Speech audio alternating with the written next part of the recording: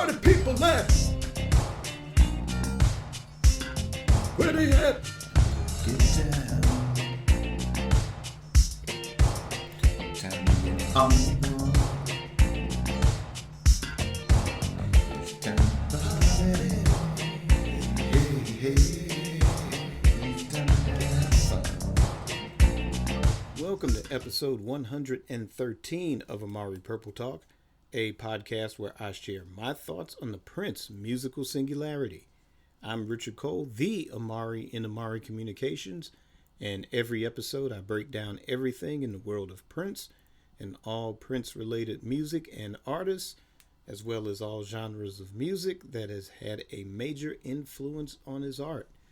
If you enjoy the content of this episode, please download to listen at your convenience.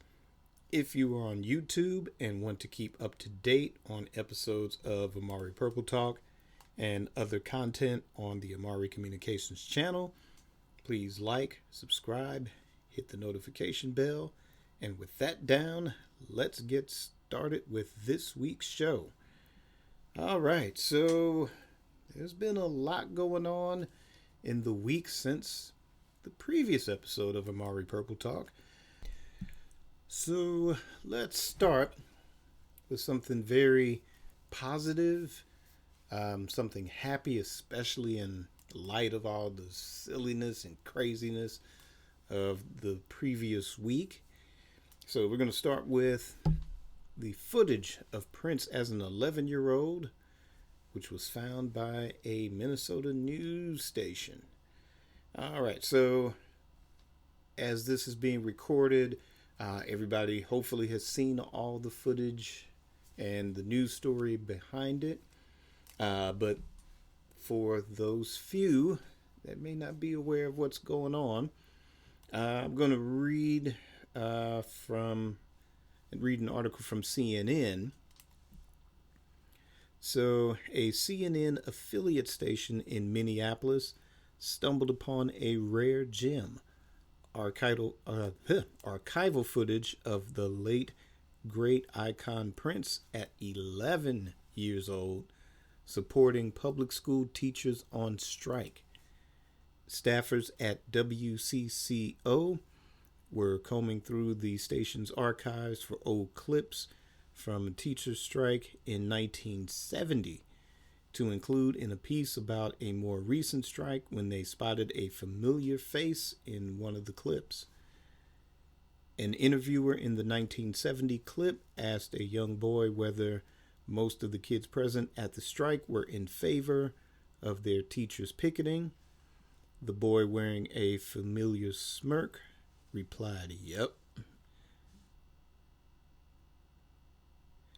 Because they work extra hours for us and all that stuff," he said in the clip. This is Prince, by the way. So the staff at WCCO were certain that the boy they'd spotted was Prince. The only thing they were missing was footage of the boy saying his name. So to confirm his identity, the station reached out to Prince's old friend and schoolmate Terrence Jackson, who'd known the Purple One since kindergarten and even performed with him in his first band, Grand Central. When WCCO anchor Jeff Wagner showed Jackson the footage, Prince's old friend laughed in glee. And when he listened to a young Prince speak, Jackson was speechless and teary. He said, well, I won't read the rest of the article because actually the joy is in watching the piece itself. A lot of Prince supporters, expressing their excitement at seeing the clip, felt the story was a bit, you have to wade through the story to kind of get the gist. But I think the beauty is the entire piece itself. Because, that's amazing, to find something, and some actual footage, of him, in motion, And he was just no different than any one of us, and especially those of us growing up, in black communities like myself. just that, it brings all that back. Because, 1970 isn't that far removed from, say, 1977, when I was 11 years old, it's just like, it's like a time machine. It just took you back.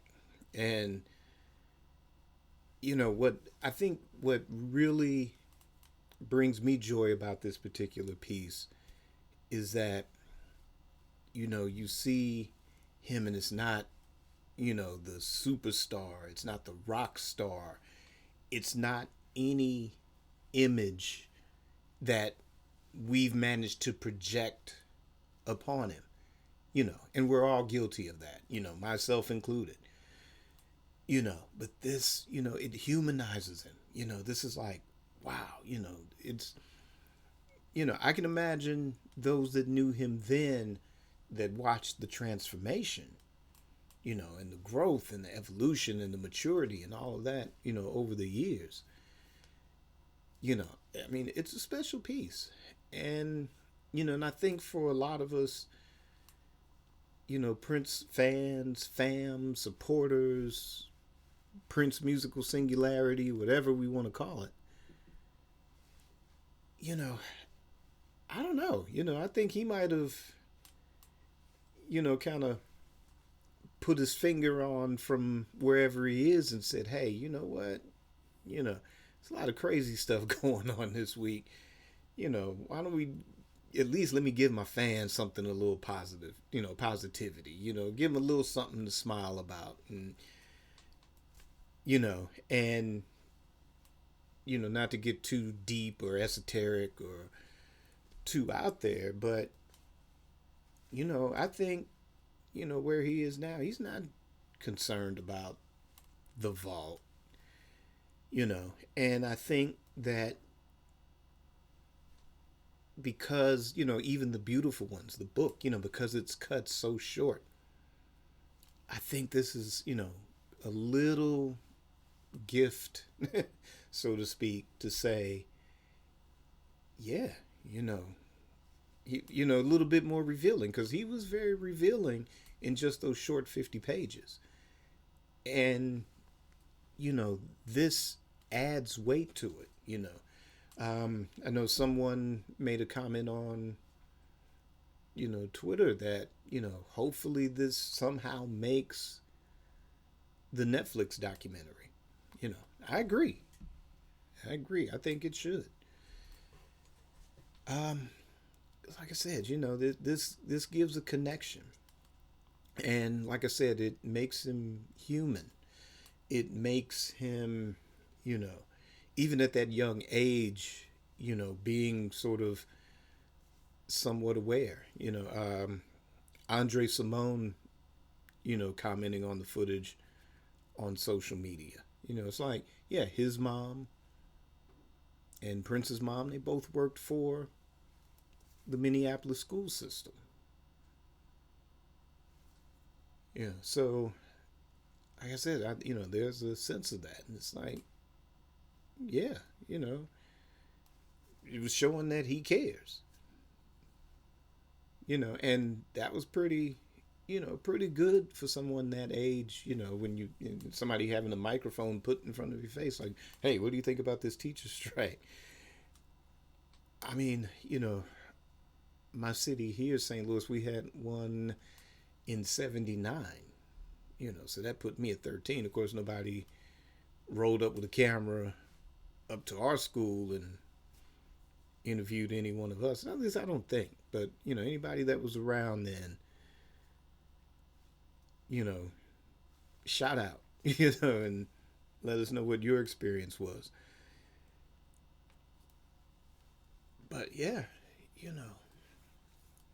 that's like I said, it was a good slice of positivity, after a week of craziness. And again, if anyone remembers that famous Today Show, right around the time of Rave into the Joy Fantastic, and where Prince talks about giving in to entropy and a lot of things that are happening in the world, serious stuff, and even the crazy, silly, uncalled for stuff. You know, and whether it's controlled chaos or we're all swept into the mania because of uncontrolled chaos. Again, like I said, I think somebody, him or what, whoever's up there or around us or through us, like I said, it's a good slice of positivity. But yeah, I would encourage you to check out that piece. Check out the video, the story of unearthing this footage. Like I said, it's a good slice of positivity. So, but what's most important is, what do you think? Did you have a chance to check out the footage? Did it bring a smile to your face? Did it, give you all a big collective aw? Leave me a comment and let me know your thoughts. And now we're going to move on to the next topic, which is the Prince and the Revolution Live set, which is due to arrive in June, I believe. I want to say it's June 2nd.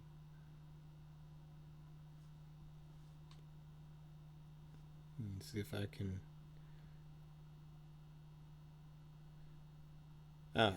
Let's see. This title will be released on June 3rd, according to old Amazon. So it is going to be a 2 CD and 1 Blu-ray set, or a 3 LP vinyl set. And if you pre-order through the Prince Estates website, then you can get a deluxe set, which will give you the vinyl, the CD, as well as the Blu-ray, and at a pretty reasonable price this time around. I know there were some detractors regarding the Welcome to America set and the pricing. I mean, vinyl, since its resurgence, I think that for the millennial set, this is the thing. And for the rest of us, I think it's mainly a collector thing. I think. And of course it's marked up as crazy as it can be, in the mindset of that, because the collectors are going to pay good money for it. The millennials, for the most part, have the money for it. So, yeah, the prices are the way that they are. For me, I already pre-ordered the CD set. The vinyl doesn't seem too bad for 3 LPs as a standalone. I may do that as well. Because even though the deluxe set is reasonable, it's a little bit out of my range for right now, I would say. And probably by the time I can get it all sorted out, it'll probably be sold out on that site anyway. So, this is the Syracuse, Live at Syracuse, which was simulcast across all radio stations back in 1985. This was also later released on VHS. Remember that, folks? And I don't know. I remember when they announced the simulcast, because I'm sure any of us that were around in '85, we had our tape recorders ready. If you had whether your boom box, whatever you had, cassette deck, anything with the built-in radio or the built-in cassette, you were ready that night.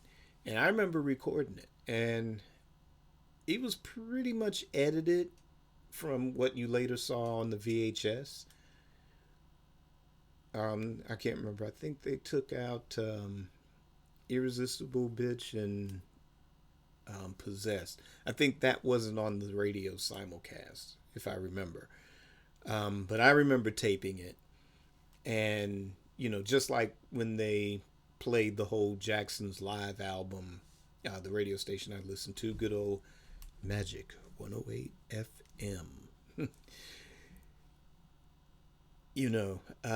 Actually every 10 minutes, so to kind of keep the bootleggers at bay, every 10 minutes with both that Jackson's Live in 81 and with the Prince simulcast, every 10 minutes it was, you were listening to Magic 108 FM. Yeah. So, it was a joy when the VHS got released. Now, at that time, I didn't have a VHS player. I didn't have a video player or anything in those days. So, the first few years release of that, whenever you get a group of people together and it's like, hey, let's rent a bunch of movies, trying to sell that one, well, I want to rent this one. Yeah, that was some fun days. But I think by the time I got one, then I think that video was out of print by then. And never got to see it again until, I guess, the Purple Rain Super Deluxe. Yeah, so somewhere around, so I hadn't seen it since probably like the late 80s, kind of 88, 89. That would have been the last time I saw it. But getting the Purple Rain Deluxe, and that's just a standard DVD, I was a little dissatisfied with the picture quality on it. I mean, it was nice to have. I'm still glad I have it. But the fact that they've remastered this for Blu-ray, and there is a video clip on the Prince paid or Prince channel on YouTube or wherever you get your streaming services. There's a clip of Let's Go Crazy, and I mean, the picture looks absolutely amazing. So I'm looking forward to revisiting this on Blu-ray again. And as far as the sound quality for the CD or vinyl, it has been given a new remaster by Bernie Grumman. There was one not too long ago, maybe a couple of years ago, that had been popping up on streaming. Now, me personally, I thought that was a bootleg, because sometimes you kind of see those pop up on some of the streamers, like the Small Club and a few other.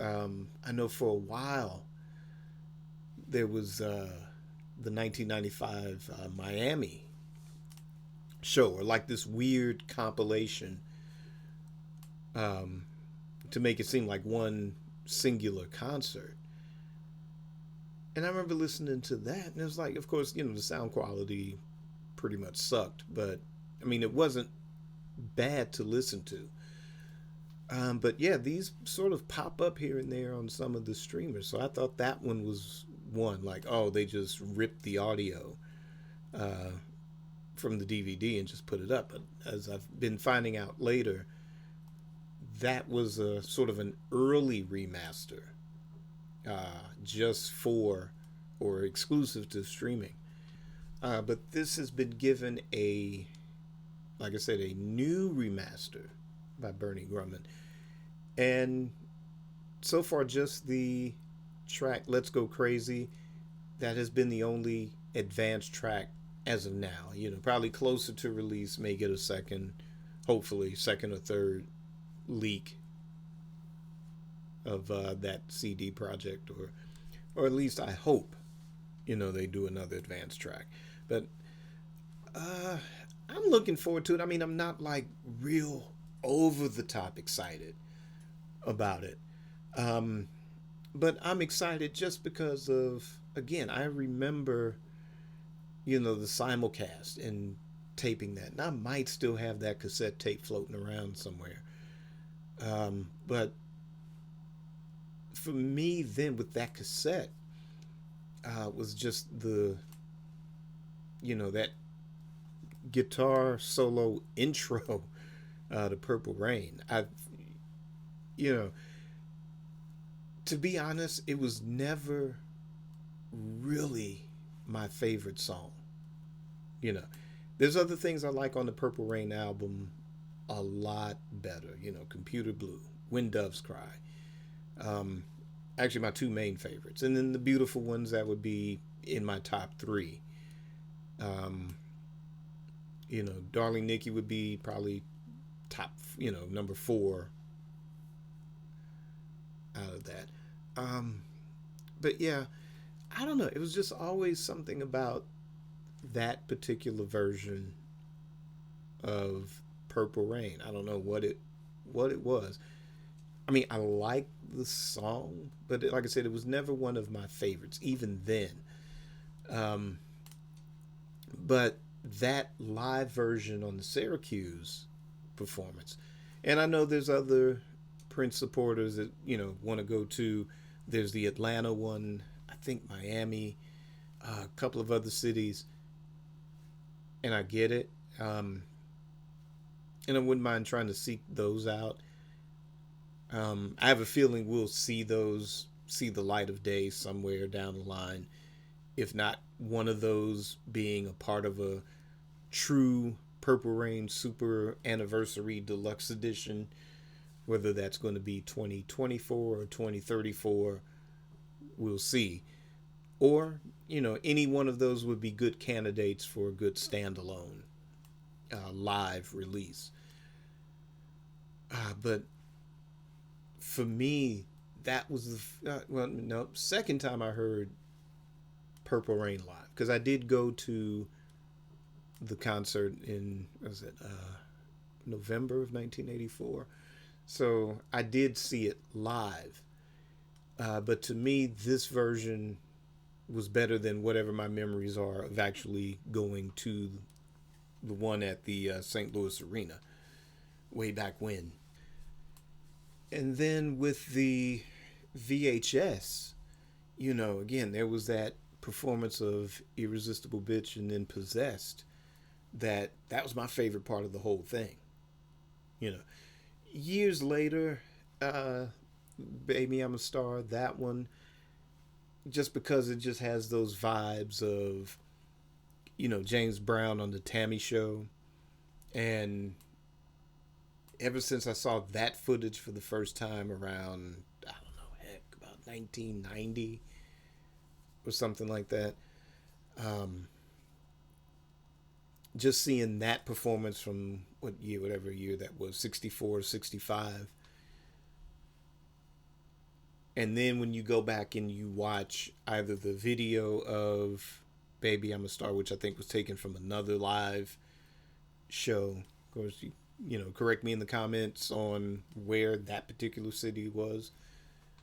But even in the Syracuse performance, you watch the James Brown Night Train performance at the Tammy Show, and you watch this, and you kind of get a deeper or better respect or understanding of the Baby I'm a Star performance on that show. Definitely a showstopper. Definitely. So, again, like I said, I'm not like over the top about it. I think I'm still more excited for the gold experience on vinyl and even the CD reissue. But yeah, like I said, I mean, I had some good memories of this particular project, and to see it get a standalone release, I think it's okay. You know, I know we've been up in arms, well, not we, but I know that, there are a lot of people in the Prince musical singularity that are, there's always a dividing line. It seems like no matter what project comes out, some people are going to love it. Some people are going to be like, oh, no, not again. The estate's messed up. Oh, the estate's wrong. They're terrible. They're all these things. And, I try to stay away from that, or I try to use this show as sort of a balancing voice to say one of two things. Number one, if it wasn't for the sort of 80s classic era, so to speak, if it wasn't for the success of that, then there's no 90s. There's no 2000s. There's no gold experience. There's no symbol album. There's no emancipation. There's no artificial age. There's no rainbow children. There would be nothing. If he was a one-hit wonder, he would be a one-hit wonder. He would be the butt of a lot of jokes. If, be like, whatever happened to that guy that sang, heck, let's see. What if it did stop at, I want to be your lover? What if it stopped there? Or why you want to treat me so bad? What if it just stopped there? There's no dirty mind. There's no controversy. And it all just stopped right there. We'd be like, oh, whatever happened to that guy that sang that I Want to Be Your Lover song? Oh, it's like, man, that Sexy Dancer was a funky track. Whatever happened to that dude? It would be a totally different discussion. Totally different discussion. But to put some perspective on this, the Sexy MF30 Symposium, because of the Love Symbol album, we'll focus on that later. But I'll say Eloy, Prince's friend, I put it absolutely, without even knowing it, I don't think, put the best perspective in talking about his joy of discovering Prince. And it was, I guess, his high school years, which was, in the 90s. And that's it. That hits it right on the head. So everybody today, let's just stop beefing and let's just stop putting people down because they like a certain album or they like a certain era. Y'all need to stop. And I'm going to go so far as to say this. If the estate drops a particular project, now, if it's poorly packaged, yeah, definitely say something. If there's typos, speak up. If there's a sound glitch in the mastering, that's noticeable on the vinyl or the CD or both, say something. But, if something is going to drop that is a fan favorite, take the case of this, Princeton Revolution Live. That particular performance, that CD, or that VHS resonates in the hearts of a lot of people, whatever they, whether they were in high school or whether they were graduating high school or whether they were in their early college years. That's their memories. Quit trampling on their memories. And us older folks, let's stop stepping on these kids because, they're discovering it in high school and college. A lot of music I listen to now, I discovered it in college. It's like if at whatever, 15, if you would have put a jazz record in front of me, I'd have been like, man, get that out of here. But by the time I hit like 19, 20, oh, give me jazz in a heartbeat. You know, I mean, there was a time, heck, for a little brief period, we were still laughing. We were laughing at James Brown. Little did we know that, brothers in New York were like digging in the crates, and then all of a sudden, I ain't no joke. I used to let the mic smoke. It's like, what, yeah, James Brown. Okay, James Brown's back. Let me go back and rediscover it. I mean, shoot. If they say tomorrow there's going to be a Planet Earth Super Deluxe edition, I ain't going to say nothing. Nothing. I'm just going to be like, okay, here's my purple croutons again. Drop down on that because I know it's going to be some gems in those vault tracks, or it's going to be bundled with performance from, whatever, France 2007. I'm dropping down my purple croutons on that. So I mean, it's cool. And two, yeah, I know it's a lot of these things, like I said, they test your budget. They strongly, and I guess we just were not prepared for these days. It's just like, man, this is really testing the budget. I think I made a comment on Twitter that I am so far behind on other people's estates, because it's like every time I blink, okay, here's another Prince drop, here's another Prince drop. And I get it, not everything is for everybody. And remember, even Prince said himself, not everybody is going to buy every single project, but they're going to at least buy one. And sometimes that one is all it takes. There's a lot of us that embrace the entire journey. I like to think I'm one of those. And as I get into with the Symbol album in a minute, some albums are struggle. Some albums it's just like, well, you know what? I just like those two songs, and the rest, yeah, granted, there's people that had number one hits that year that still didn't sound as good as, the rest of that album that Prince album that I'm not feeling right now.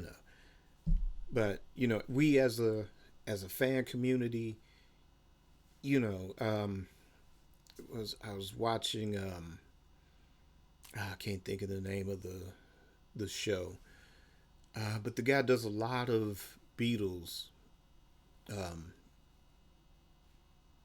releases, like the difference between this pressing of a mono recording versus a German stereo pressing of Rubber Soul versus whatever.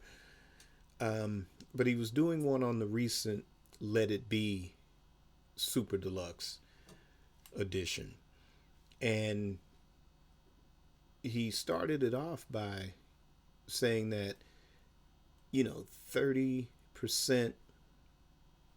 of Beatles fans that were polled for this. So 36% said, cool, I'm just going to buy the CD version. Like another 36% said, hey, I'm just going to buy the vinyl. And then there was another percentage that was like, I might just get just the standalone remaster. And then another percentage was like, hell, I got all the bootlegs anyway. So there was no point in spending a bunch of money for just two CDs of a fraction of what they already have. And, you don't see these people beefing over whatever. They may voice their opinion and say, well, hey, I've got them all, blah, blah, blah, blah. And that's it. But you don't see them calling out somebody else because they choose to go get whatever version they're going to get, or both CD vinyl or whatever. I even saw where a guy posted um, there was a box set of a Bob Dylan tour, and it was like all 36 shows that were recorded. And it was like just the love, for the cat. Because I think when I did the research, like this box set of his came out in like 2016, and I guess the guy just got a hold of it recently. And it was like, wow, just look at they're like, oh, wow, that's great. All the comments, that's great. And they just started talking about a certain track. I guess it was a favorite of that tour, like whenever Bob Dylan would bring out that song, people were like, oh, yeah, that one. But hey, that version on, the July 6th date is better than the one on the, September 12th date or whatever. And it's like, wow. Here, it's kind of like, okay, they're coming out with the new Prince thing. And it's like, it goes from, wow, that's great, to, oh, the estate just sucks. Oh, they're terrible. They don't understand what we want. And it's like, look, just remember, we're 5, 6, 7 years into this. And again, my stance is this: I'd trade all of this stuff in, for him to be here making new music and telling us not to buy the bootlegs, even though we're going to go out and buy the bootlegs, But, sadly, this is where we are.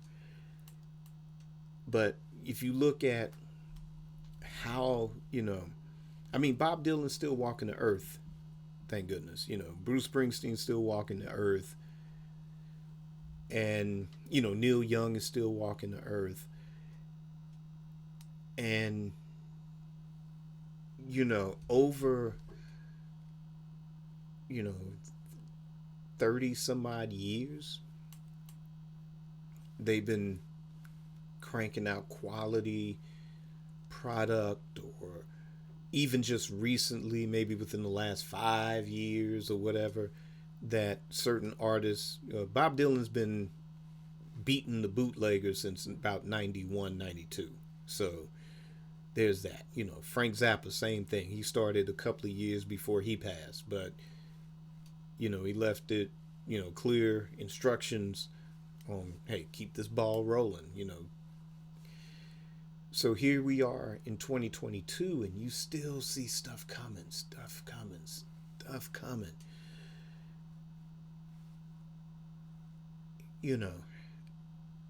So imagine, if whatever age you are, imagine how that person, if they were the same age as whatever age you are now, 30 years ago. And whatever artist, whether it's Hendrix, whether it's the Beatles, both together and separate, especially John and George. And you now get to 2017, and you finally get a super deluxe box set of Sgt. Pepper outtakes and everything, and the White Album. And I'm sure back in 1970 they were like, oh, I wish they would put this out. The BBC recordings. Those have been floating around for decades. And the Beatles finally put that out officially in the mid 90s, early to mid 90s. We got a long way to go. That's why I say I got to start eating healthier and staying in shape and staying healthy and everything, because there's lots of stuff coming. And that's the thing we need to celebrate, and stop stepping on each other's toes, and stop trashing each other because, so and so likes a certain album, a certain era. Let's just love and celebrate it all, And hey, if it's not your turn yet, like I said, don't be ill to the people, because like I said, that's their memories, and that's the beauty of whatever artist, whether it's Prince or whoever. At whatever age you discovered that music, that's your memory. And I think the thing is, it's become so personal that again we project our feelings onto that artist. We project that image, and sometimes to a lot of people that image can be very, the reality can be very contrary to what, when you're sitting in your little room with your, whether it's, a very sophisticated stereo system or just some headphones or some earbuds. You're in the realm of your imagination, and because you don't know this person personally, you've kind of built this sort of myth around them. And like I said, we're all guilty of that. But as far as, like I said, let's be a true musical singularity, and let's just celebrate the music. And if it's not your turn, it's just not your turn.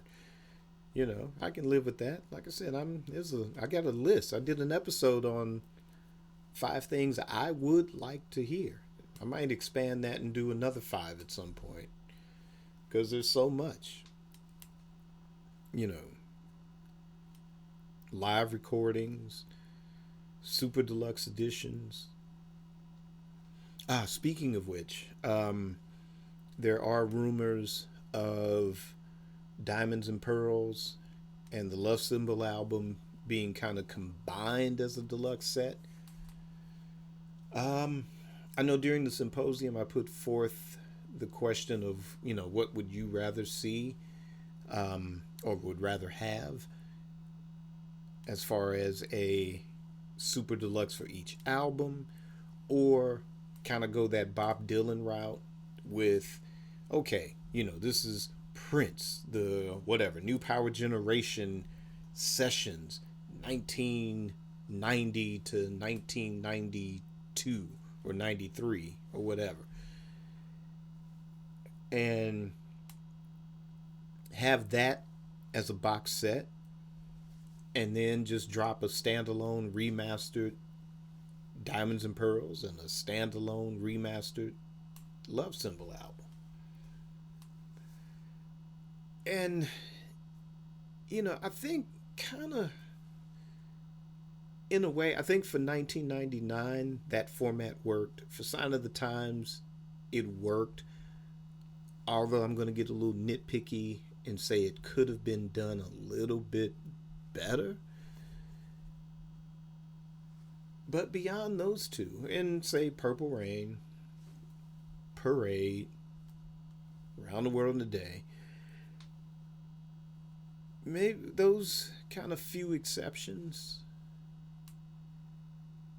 yeah, I wouldn't mind some Prince albums, no matter how classic or how cult favorite some may be, that I wouldn't mind if they did something like okay, let's see, here's a good case in point. You have Graffiti Bridge as a movie. You also have Batman as a movie. 2 things that Sony does not have the licensing rights to, because they're movie soundtracks and they belong exclusively to Warner Brothers. Now, while it wouldn't, I don't know, could you do a Batman Super Deluxe Edition? You can do a Graffiti Bridge Deluxe Edition. Did an episode about that season and a half ago. So you can do that. But what I think, and here's the thing, because remember, Sony can't license or, manufacture and distribute Purple Rain. That doesn't mean that a super deluxe is impossible. I think they'll, Sony and Warner Brothers, they'll work together to make something happen, because that's too much money on the table to try to walk away from. But since they can't put out a standalone Purple Rain album, then yeah, this Prince and the Revolution live is definitely the next best thing. And a much better, a slightly better buffer. I wouldn't say it was a better buffer, but a slightly better buffer than the Versace experience was trying to substitute the gold experience. So there's that fundamental difference. But yeah, I personally would like to see, in like I said, in this case, the new power generation sessions or the new power generation era, and gather all those, whether they're alternate takes, alternate mixes of the songs that ended up on the albums along with other vault material. And then just do the standalone releases of Diamonds and Pearls and the Love Symbol album and remaster those. But like I said, again, if they announce, oh, Diamonds and Pearls Super Deluxe Edition tomorrow, Love Symbol album next year, again, purple croutons will be dropped in order to acquire these purple goodies. But at the same time, it would be very difficult to combine those. But again, here's what you can do is giving away secrets to the estate for free. So I don't know. I may hold this one hostage. So, I drop this one, then yeah, I'm gonna have to start asking for some advanced copies, for review. If anyone in the estate is listening, and I'm sure they are, because I've had quite a few things that I said, hey, you know what? This would be a good idea. Or I bet this is going to happen next. And it ends up happening. But you can do a sort of new power generation era or new power generation sessions. And like I said, have the alternate mixes, have alternate takes or whatever, or versions of the Love Symbol album with Rosie Gaines' voice on it if he didn't totally erase it. You can do that. Then, if you drop a Diamonds and Pearls, maybe not necessarily a Super Deluxe, but you could do the original CD remastered, have a CD of vault tracks, and of course probably can't have it without the Get Off remixes. And it's kind of getting into, well, like I said, you could do the era, which could be however many CDs you want it to be. We'll drop our purple croutons for that. Diamonds and Pearls standalone CD remastered. I would say you could probably just do you could do the vault cuts, or if you just want to do or keep the vault cuts on. I don't know. It's kind of see how tricky this gets. But definitely include the DVD or the Blu-ray of the music videos. Or standalone CD plus the music videos. Same thing with Diamonds and Pearls. Do the 3 Chains of Gold. Drop that in there, but an expanded version with all of the videos. Because there were different versions that were on, what was that video show that was on ABC? They were sort of in competition with Friday Night Videos on NBC. Correct me in the comments, help me out. But they had some alternate stuff going on in some of those videos. And I think a couple of extra songs too, that weren't on 3 Chains of Gold. But correct me if I'm wrong on that one. But yeah, see, there's an idea. But like I said, they do this one. I want an advanced copy on this for review. for review, folks. But let me know what you guys think in the comments about that one. Yeah, it's a lot of Prince stuff. Sometimes, I mean, there were like weeks I was struggling for topics. And then as I was preparing for a week, and as things would get away from me, and apparently I guess for good reason, because then here's some more Prince nuggets and more stuff coming out and just more. Um, there's also the Morris Day thing. Apparently he got an email from the estate, I guess in so many words, letting him know that no, there's no agreement. You're not using the name, and that sucks. But I mean, more on that as that develops. Please see a couple of episodes prior to my thoughts on the whole thing anyway. But at that time, as that episode was coming together, there was supposed to have been some resolution, but now there's not, which is totally, again, ridiculous. They should let him, use the name and work out some agreement. But anyway, more on that as that develops. And I'm going to wrap this up. Like I said, there's been, like I said, a lot of stuff going on. Let's do some quick thoughts on the Sexy MF 30 Symposium, as well as the Symbol album, Love Symbol album. Because I don't want to make this a 2-hour show, but let's see how far I can get in wrapping this up. But definite thanks to D'Angela Duff for her work on these symposiums. I'm going to drop a link in the comments if you haven't had a chance to check out any one of them for the last, I think it's 5 years that they've been doing this. Oh man, it is absolutely amazing. It's inspiring, just due to the magnitude of, you don't see a lot of people in these positions that are true fans of an artist. I'm not talking about just Prince, but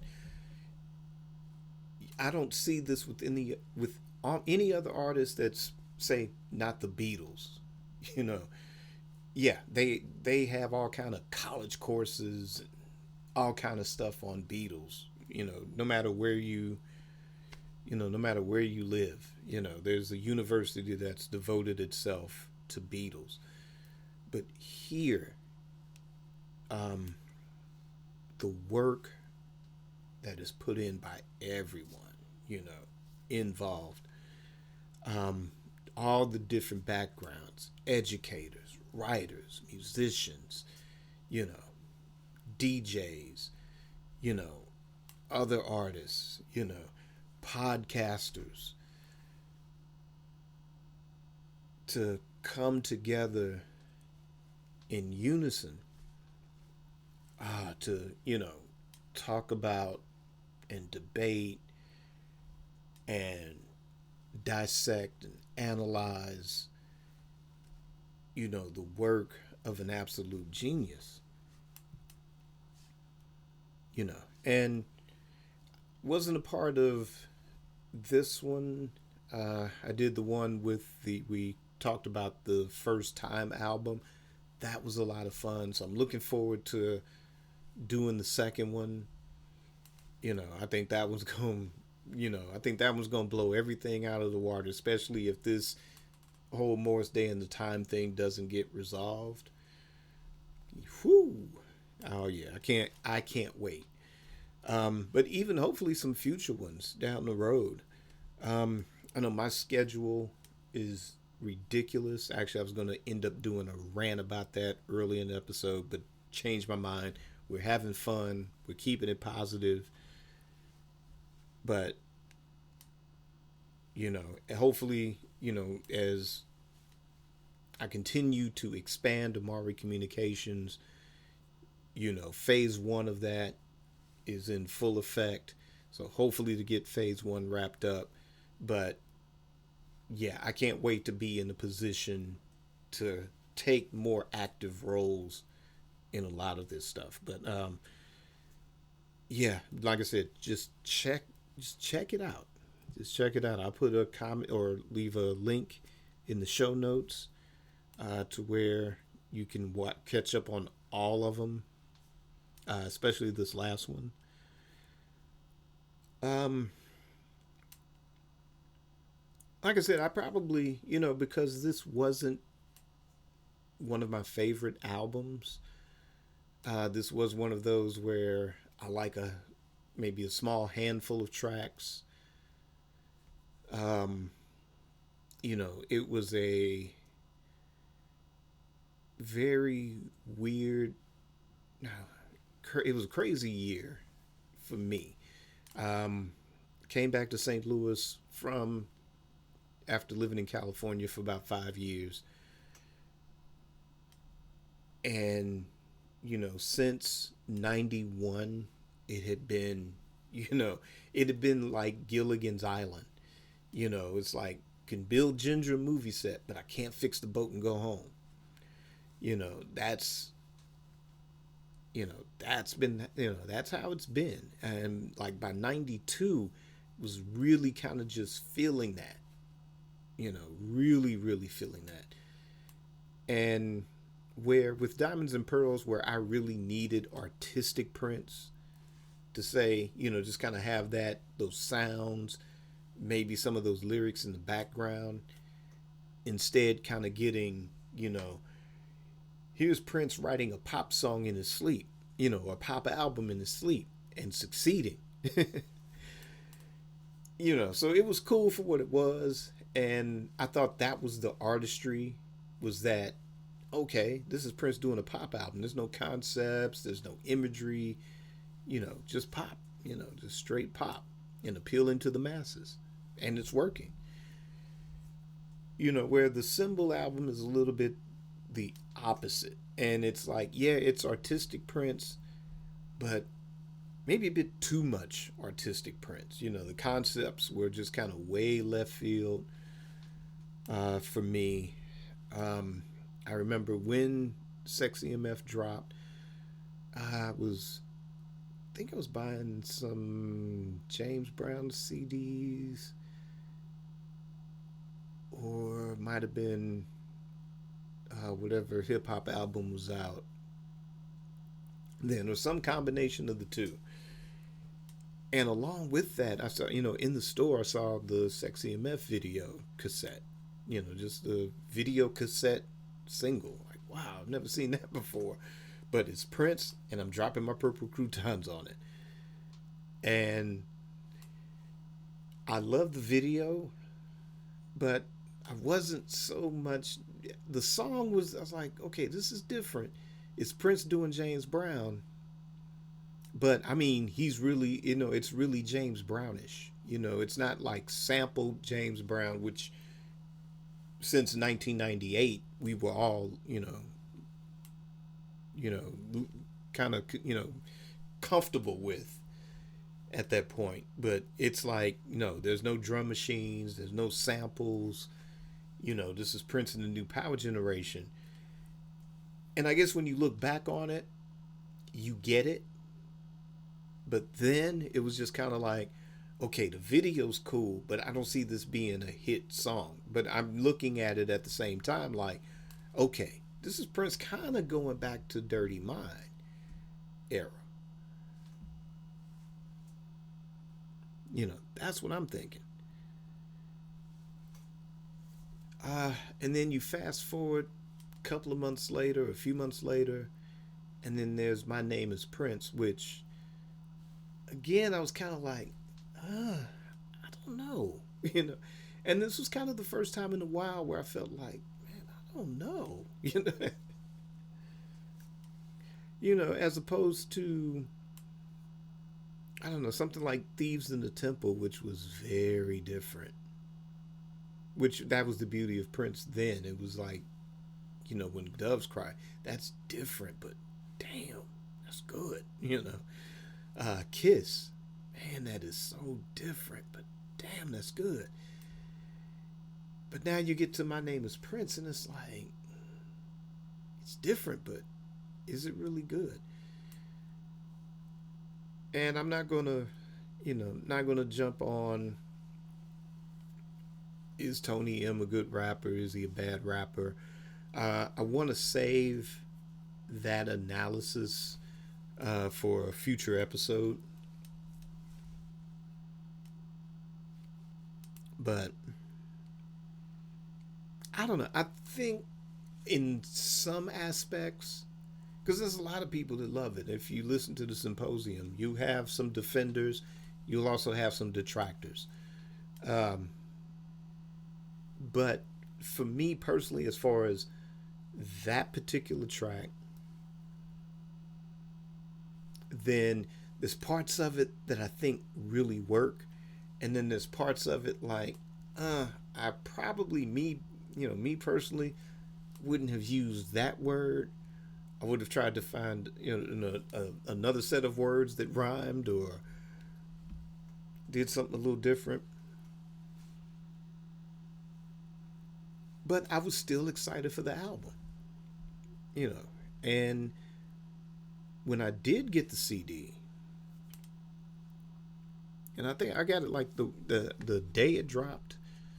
And I think that was back in the days when the new releases were on Tuesdays in those days. But yeah, I remember I got a day of release. And, like I said, there's a handful of songs I liked. I like the beginning of Love to the Nines. I thought that and Sweet Baby was kind of a throwback to the second Prince album. I thought,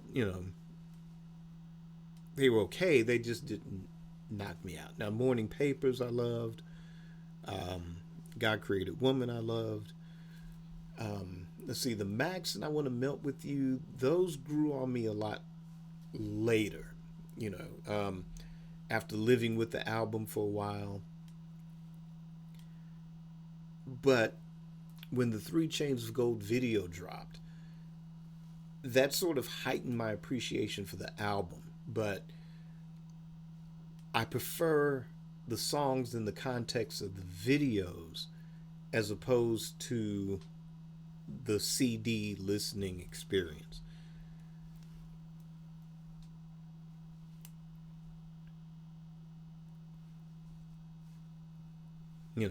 And I know I was going to kind of go into sort of the commercial mindset versus the aesthetic mindset. Just the type of frequencies that Prince was trying to tap into with both My Name is Prince and Sexy MF. Maybe even the flow and arrogance. I don't know. I might save that for another day or a different type of analysis.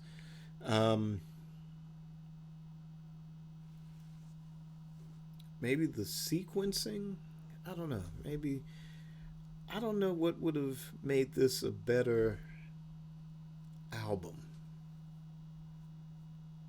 to me. Maybe too much of the band. Maybe if this was an album that was sort of produced, written, and arranged and performed by Prince, maybe some of the arrangements would have been different.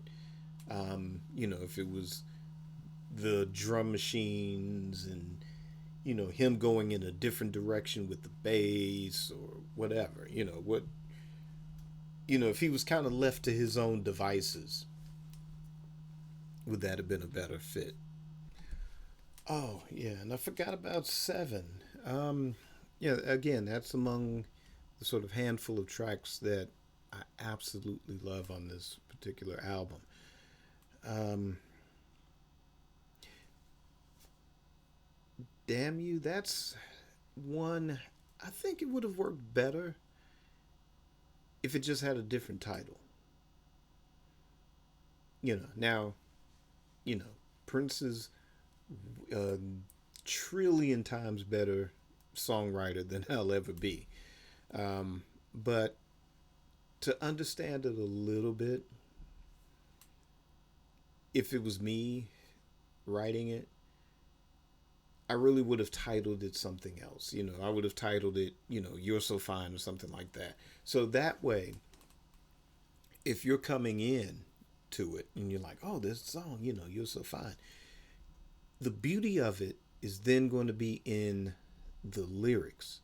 So when you get to that, damn you, when you get to that part, you're so fine, you get to that and it's like, oh, you know, because you look at the title and it goes, damn you. And it's like, well, you cursing somebody out or, what does it mean? And I know it's kind of a thing like, yeah, they'll never get this or it's going to freak people out. But I think he could have gotten away with just not trying to freak anybody out. This, I think, would have been a really damn good ballad, that would have gotten more attention. I mean, it did get released as a single. The video is absolutely amazing. But I think that title, I think it kind of, and that's just a personal opinion, like I said, it still does work as a song. It's still a beautifully arranged, um, composition. And again, the video is just absolutely amazing. But just me personally, I would have titled it something else. You're so fine, or whatever. I don't know. But anything but that. But then lead off the lyrics just as they do in the song, "Damn you," and carry it from there. Because then you really get the meaning because you're struggling with trying to understand the title, and even if you do get it once you play it,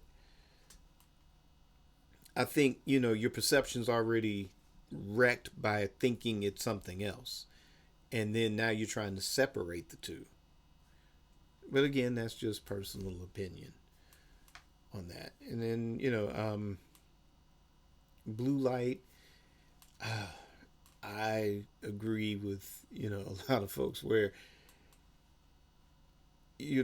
Prince trying to do reggae. I don't know. I don't. I never really saw it as one of his main musical influences. The way you get a Sly and the Family Stone or Santana or Joni Mitchell. Where he definitely wears those influences on his sleeve.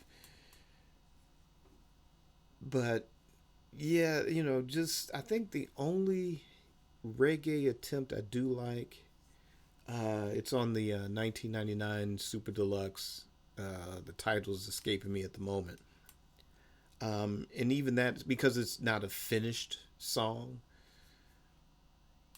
but it's a better attempt to me than Blue Light.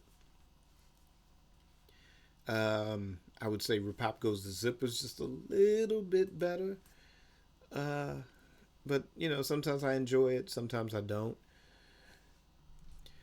But, again, it was a very eye opening symposium. And I knew that I was going to learn something by the end of it. And it did force me to revisit this album quite a bit over the last couple of weeks. And like I said, it still, doesn't elevate it to my 10 favorite Prince albums. I don't think it's 100%. It's a 100% improvement over what my initial thoughts were when I got it in 92. But there are things I do appreciate better. Like I said, the band aspect, the horn arrangements. A lot of people on the symposium really opened my eyes to that aspect. about it, because when I listen to it, I'm like, oh yeah, those horns are great. Um, there are certain nuances listening to it, both in the car and with the earbuds. Like I said, again, musically it just doesn't go wrong. But I think it's one of the few times I think he's gone just over the top. I don't, I used to judge it as being overproduced. I just think the concept was the thing that was overproduced, to where I think if some things had been dialed back, or if certain muses or influences were kind of analyzed a little bit more critically, then I think you would have gotten a My Name is Prince that would have worked better, or Sexy MF that would have worked better. And this is one of those, I think, maybe you give it a few more years in the Prince musical singularity. I think this might be something that a lot of people will revisit time and time again. And I think its status might get elevated a little bit higher than where it is. But again, I don't think it would, replace anything that's within anybody's top 10. If this isn't already your top 10, then, it may be ending up, if it's number 20 on your list, it may bump it up to 15 or an 11 on it. But, to me, I think the more exciting, Prince, with the album, songs, style, attitude, mission statement, I think it became more interesting after this. So when you get into the name change and the Come and Gold Experience and everything leading up to Emancipation, to me, that's the more exciting part of the 90s Prince for me. But what's most important is, what do you guys think about it? Have you had a chance to, were you participating in the symposium? By the way, shout out to everybody I had a chance to speak with, either at length. Unfortunately, those that I only got to speak to briefly. Hopefully the next one, not sure when that will be, or if that will be virtual. But I hope you guys are listening. Hope you guys keep tuning in. And as they keep having these things, definitely I will hopefully be there in the chats. Hopefully I can elevate my status to where if they start doing these things in person and celebrations, and some more big Prince news, if I can make those things in person as well, cool. Be looking forward to checking everybody out and saying hey and hi, and either talking about the show or talking about Prince or Prince albums. Definitely looking forward to it. So that is going to end this episode of Amari Purple Talk. But definitely leave your comments. Yeah, I'm kind of all over the place because I'm a very tired funk soloist. Let's see. Help me out. What did you guys think about the symposium? Yeah, that's what I was talking about earlier. What did you think about the symposium? If you had a chance to participate or listen in, if you got to talk to, not only myself, but some of the other podcasters. What did you think about the Love Symbol album? Is it one of your top 10 favorites? Did the symposium change your impression? Did my thoughts change your impression on it? Leave me a comment and let me know your thoughts. And that is going to end this episode of Amari Purple Talk. Um, things have been a little crazy at the essentially non-essential essential gig, regime changes, schedule changes. So my world has been turned topsy turvy, which is why there hasn't been an episode in a while. Um, Trying to regain some balance and focus to keep the show consistent. There's been some wonderful, amazing changes. Um, as far as can't really call myself an empty nester. I get kinda, yeah, sort of. I guess I can in a way, um, and that's amazing. You can get them to the finish line like that, and it was worth every ounce of sacrifice in that regard. But like I said, now that there's a whole life ahead still, it's like, okay, what am I going to do now?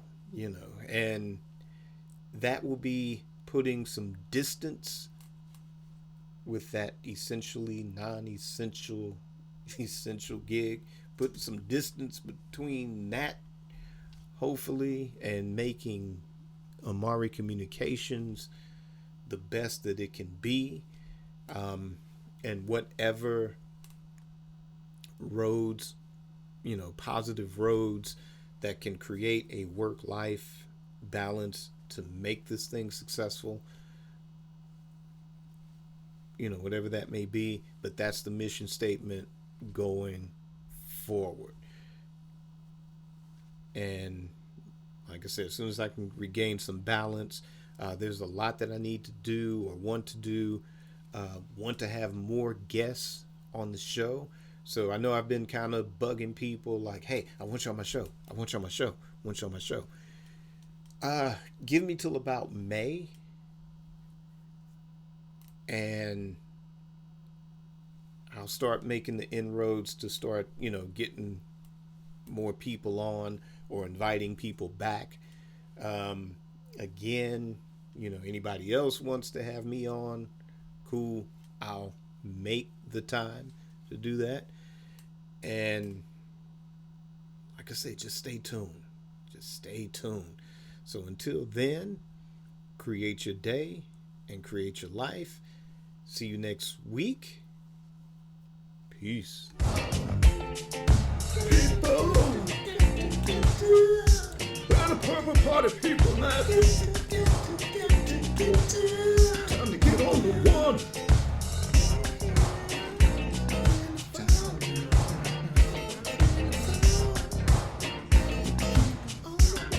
Keep it on the one.